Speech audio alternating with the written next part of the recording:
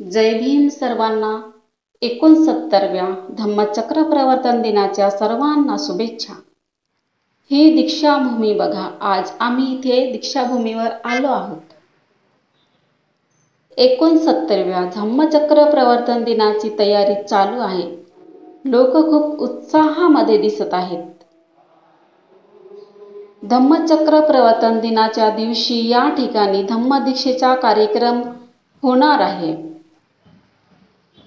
बाबासाहेबांनी याच जागेवर बौद्ध धम्माची दीक्षा घेतली व 5 ते 6 लाख लोकांना धम्माची दीक्षा दिली.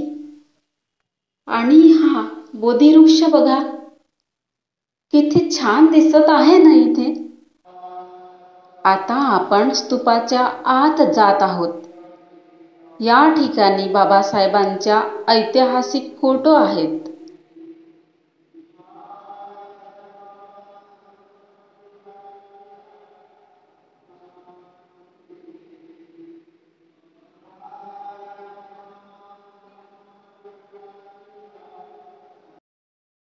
आणि ही रमाईची मूर्ती आहे.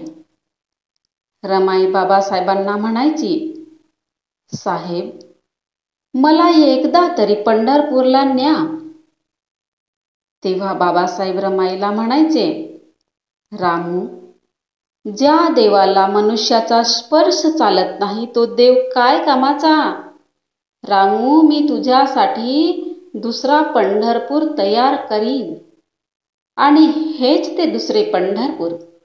बाबासाहेबांनी आम्हाला माणूस बनवलं. हीच ती दीक्षाभूमी.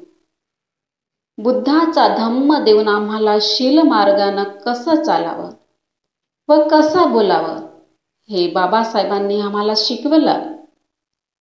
ही दीक्षाभूमी, प्रेरणाभूमी. इथे स्तूपाच्या आत बाबासाहेबांच्या अस्थिधातू आहेत. आणि बाबासाहेबांना माझे कोटी कोटी नमन. या ठिकाणी बुद्धवंदना पण आता चालू होत आहे.